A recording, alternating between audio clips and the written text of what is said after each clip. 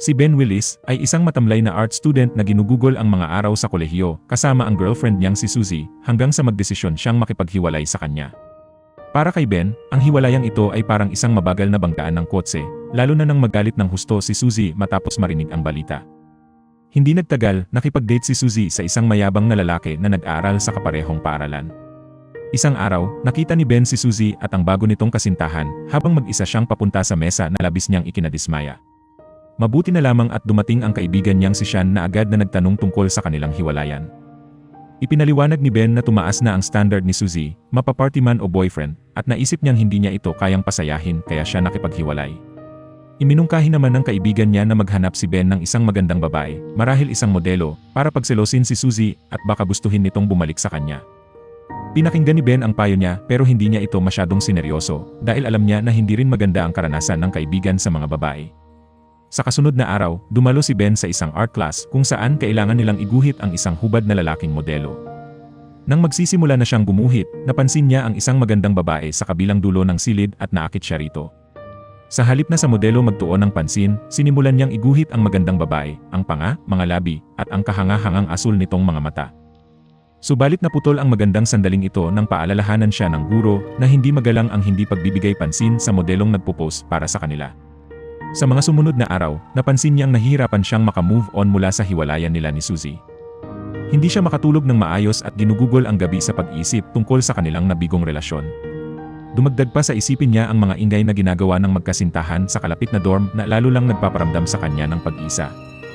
Dahil sa pangungulila, tinawagan niya si Suzy para makipag-ayos, pero matigas ang sagot nito na tapos na talaga sila, na lalo pang nagpabigat sa kanyang damdamin. Para malibang ang sarili mula sa kanyang pag-iisa, nagsimula siyang maghanap ng mga bagay na maaaring pagkaabalahan. Isang gabi, napadpad siya sa isang lokal na supermarket at napansin ang isang flyer para sa night shift na trabaho. Nakita niya ito bilang perpektong paraan para magpalipas ng oras, kaya nag-apply siya, na-interview, at agad na natanggap sa trabaho. Nang makipagkamay sa kanya ang manager na si Jenkins, naramdaman ni Ben na maaaring magbago ang buhay niya dito.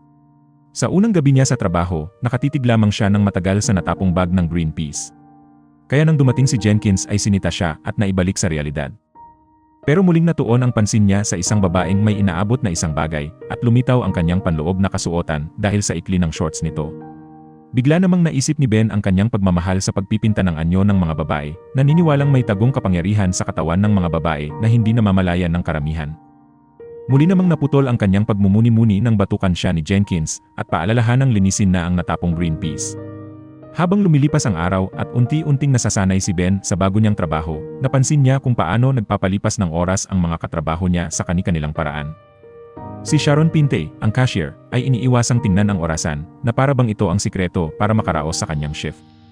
Iba naman ang estilo ni Barry, lahat ng bagay ay ginagawa niya maliban sa pagtatrabaho. Madalas niyang kasama sa kanyang mga kalokohan ang kaibigan niyang si Matt. Isa sa paborito nilang biro ay ang patagong paglalagay ng mga adult items sa mga basket ng mga babaeng mamimili. Pinapanood nila sa checkout kung mapapansin ito ng mga babae at kung bibilhin nila ito at natatawa sila kapag may bumibili nito. Si Jenkins, ang boss nila, ang nag-iisang hindi apektado ng tagal ng takbo ng oras. Nakatuon siya sa pamamahala ng tindahan at hindi alintana ang pagdaan ng oras dahil natutuwa siya sa walang katapusang pagyayabang tungkol sa sarili kahit walang interesadong makinig. Sa mga manggagawa ng night shift, si Ben ang may pinakakakaibang paraan ng pagpapalipas ng oras. Sa kalaliman ng kanyang lungkot, tila nawawala siya sa realidad, iniisip na ang oras ay tumitigil at lahat ng nasa paligid niya ay nakapirmi. Sa katahimikang ito, nararamdaman niyang malaya siyang gawin ang anumang nais niya. Sa mga sandaling ito, madalas niyang balikan ang paghanga niya sa anyo ng babae. Naalala niya noong bata pa siya, nang tumanggap ang kanilang pamilya ng isang Swedish exchange student. Iba ito sa nakasanayan niya, dahil walang pag-aalinlangan itong naglalakad ng walang saplot mula banyo patungo sa kanyang kwarto, isang patunay ng kultura nilang maluwag sa kahubaran. Bagaman may halong kuryosidad ang reaksyon ni Ben, mas nakita niya ang katawan nito bilang isang bagay na maganda, at nag-iwan ito ng matibay na alaala sa kanya. Naniniwala si Ben na ang sandaling iyon ang nagtulak sa kanya upang maging pintor. Sa mundo ng nakatigil na oras na iniisip niya, madalas niyang hinuhubaran sa kanyang imahinasyon ang magagandang babae sa supermarket at ginuguhit ang kanilang mga katawan, nakatuon sa likas na kagandahan ng bawat isa sa bawat pasilyo. Kapag tapos na siya, pinipitik niya ang kanyang mga daliri upang ibalik ang oras sa normal. Kinabukasan, dumalaw si Sean kay Ben sa kanyang dorm. Ikinuwento naman ni Ben ang isang alaala noong 5 taong gulang pa lamang sila. Isang araw, nang umalis ang nanay ni Sean, ipinakita niya kay Ben ang ilang adult magazine na nakita niyang nakatago sa drawer. Nagulat si Ben sa lantad na pagpupost ng mga babaeng hubad at hindi niya lubos na naintindihan ito. Nang bumalik ang nanay ni Sean, labis silang nataranta at mabilis nilang itinago ang mga magazine at sabay silang lumapit para salubungin ang kanyang ina. Dahil sa hindi normal na kinilos nilang dalawa, napagkamalan sila ng nanay ni Sean na may gusto sa isa't isa. Kinabukasan sa dorm, pinayuhan na naman siya ng kaibigan na dapat maghanap si Ben ng isang tinatawag niyang Natalie. Para kay Sean, ang isang Natalie ay babae para sa kaswal na relasyon. Nanggaling ang terminong ito mula sa pagkabata nila nang malaman ni Sean na ang mga babaeng nasa adult magazine ay nagpo-post ng hubad kapalit ng pera.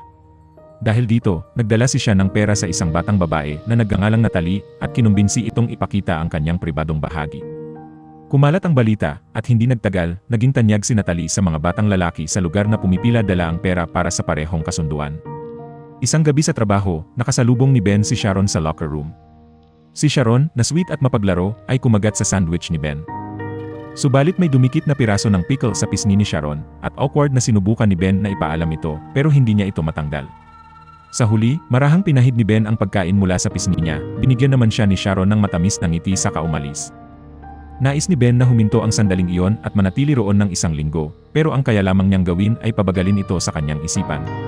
Kalaunan, nalaman ni Ben na niyaya ni Matt si Sharon na makipag-date sa kanya na nagdulot ng pagkadismaya sa kanya.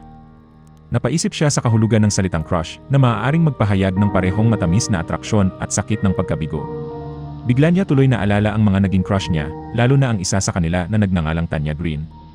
Noong nasa elementarya sila, naaksidente si Tanya at kinailangang balutan ng semento ang kaliwa niyang braso. Namangha si Ben sa kung paano nanatiling elegante si Tanya sa kabila ng balot sa braso nito.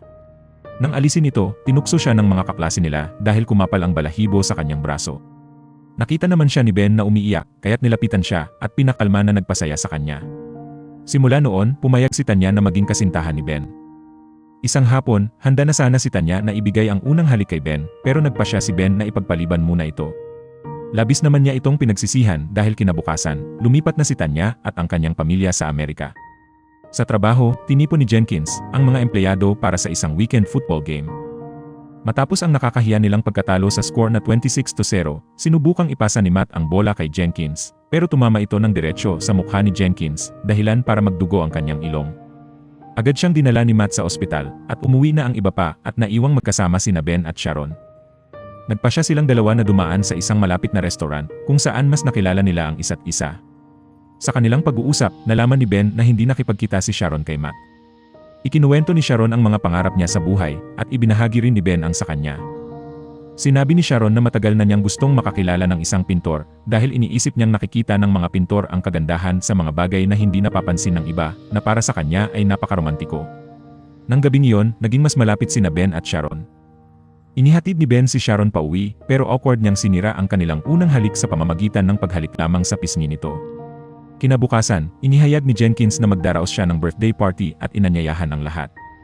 Tinanong ni Sharon si Ben kung gusto niyang maging date niya sa party at masayang pumayag si Ben. Pagkatapos, inutusan ni Jenkins si Ben na maghanap ng isang stripper para sa party. Kaya naman mabilis siyang humingi ng tulong kay Sean, kapalit ng pangako na isasama siya sa party. Dinala naman siya ng kaibigan sa isang strip club at doon nakahanap si Sean ng stripper. Habang nasa club, hindi maiwasan ni Ben na isipin si Sharon. Inilalarawan niya ito sa kanyang isipan, nakatayo sa isang madilim na sulok sa ilalim ng ilaw, suot ang isang mapanuksong itim na kasuotan, at sumasayaw habang nakatitig sa kanya. Lubos na naakit si Ben sa iniisip niya. Napansin din ni Ben na hindi na niya madalas isipin si Suzy. Tumigil na rin siya sa pagtingin sa mga magagandang babae sa trabaho. Ang iniisip niya ngayon ay si Sharon lamang. Sa kanyang mga daydreams kung saan parang tumitigil ang oras, palagi niyang iginuguhit si Sharon, lubos na nabibighani sa kanyang kagandahan. Kinagabihan bago ang party, muli siyang tinanong ni Sharon kung gusto pa rin niyang maging date niya. Muli naman siyang pumayag at sa di inaasahang sandali ay hinalikan siya ni Sharon. Napakahalaga ng halik na yon kay Ben dahil sa wakas ay nagawa niyang makatulog ng mahimbing, unang beses matapos ang 4 na linggong hirap sa pagtulog. Nagising lamang siya dahil sa isang tawag sa telepono na inaanyayahan siyang ipakita ang kanyang mga guhit sa isang gallery. Sa kasamaang palad, isa lang pala itong biro mula kina Matt at Brick. Sa gabi ng party, abala na ang lahat sa paghahanda ng pinakamagaganda nilang kasuotan. Sinundo naman ni Ben si Sharon mula sa kanyang apartment at masayang ikinuwento ang tungkol sa umano'y imbitasyon sa isang gallery. Masaya si Sharon para sa kanya at sabay silang pumunta sa party. Pagdating nila, nasa kasagsagan na ang kasiyahan. Si Sean ay nanliligaw sa isang babae, sina Matt at Brick ay sumasayaw ng parang mga sira, at si Jenkins ay nasa EA booth. Nagulat naman si Ben nang makita si Suzy sa party at nalaman niyang ang bagong kasintahan ni Suzy ay kapatid ni Jenkins. Matapos ang isang awkward na sandali kay Suzy, magkasamang nag-enjoy sina Ben at Sharon sa party. Di nagtagal, dumating na ang surprise stripper at nagsimulang sumayaw sa gitna ng kwarto, nagbigay ng lap dance kay Jenkins. Pagkatapos, lumapit siya kay Sean, na agad siyang nakilala na siya pala si Natalie mula sa kanilang kabataan. Masayang nagkamustahan ang dalawa at nagsama sa party. Samantala, habang naghihintay si Ben sa pila sa banyo sa itaas, lumapit sa kanya si Suzy. Si Sharon naman ay nasa baba, kung saan muling sinusubukan ni Jenkins na maging malapit sa kanya. Si Brick naman ay naghahanda para sa isang stunt. Magpapadaos-dos siya pababa ng hagdan gamit ang isang kahon. Nagsimula nang magtipon ang mga tao para manood sa gagawin niya. Sa sandaling iyon, biglang hinalikan ni Suzy si Ben, sinusubukang makipagbalikan sa kanya. Habang naghahanda si Brick na magpadulas, napatingin si Sharon sa itaas at nakita si Ben at Suzy na naghahalikan. Sa labis na pagkadismaya, nag-walkout si Sharon. Mabilis na itinulak ni Ben si Suzy palayo at nakita si Sharon na patungo na sa pintuan. Sa desperasyong ayusin ang lahat, muling pinatigil ni Ben ang oras. Pero habang nakatayo siya sa tabi ni Sharon sa nakatigil na sandali, napagtanto niyang kahit gaano katagal siyang manatili sa estado na iyon, hindi niya maibabalik ang nangyari. Nanatili siyang nakatayo sa tabi ni Sharon ng 2 araw bago siya tuluyang bumitaw. Dumiretso si Ben sa apartment ni Sharon para magpaliwanag, pero masyado pang galit si Sharon para makinig. Wala nang magawa si Ben kundi umalis. Sa mga sumunod na araw, muling bumalik ang kanyang insomnia. Napansin din niyang hindi na pumapasok si Sharon sa trabaho. Sa huli, nagpa siya si Ben na pumunta sa art gallery kung saan kunwari tumawag sina Matt at Brick.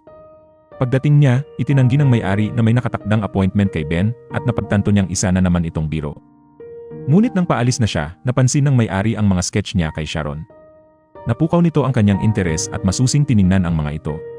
Sa huli, inalok niya si Ben na magkaroon ng isang gabi para i-display ang kanyang mga gawa sa gallery. Makalipas ang ilang araw, nakatanggap si Sharon ng opisyal na imbitasyon para sa art exhibit ni Ben na pinamagatang A Frozen Second. Sa kabila ng galit, nagpa siya siyang pumunta. Pagdating niya sa gallery, nagulat siya nang makita na ang bawat likhang sining na naroon ay tungkol sa kanya. Daan-daang pinta, lahat ay naglalarawan sa kanya sa iba't ibang paraan. Habang nakatayo si Sharon sa gitna ng pagkabighani, napansin siya ni Ben at nagtagpo ang kanilang mga mata. Sinubukan ni Ben na ipaliwanag ang nangyari noong party, pero pinigilan siya ni Sharon, sinabing hindi na kailangan dahil mas higit pa sa mga salita ang ipinapakita ng magagandang likha niya.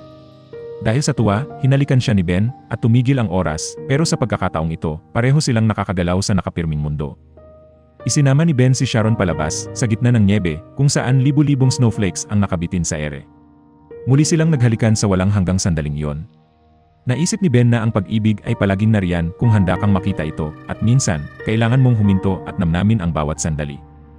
Maraming salamat sa panonood.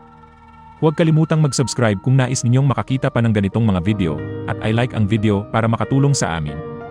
Hanggang sa muli, ingat!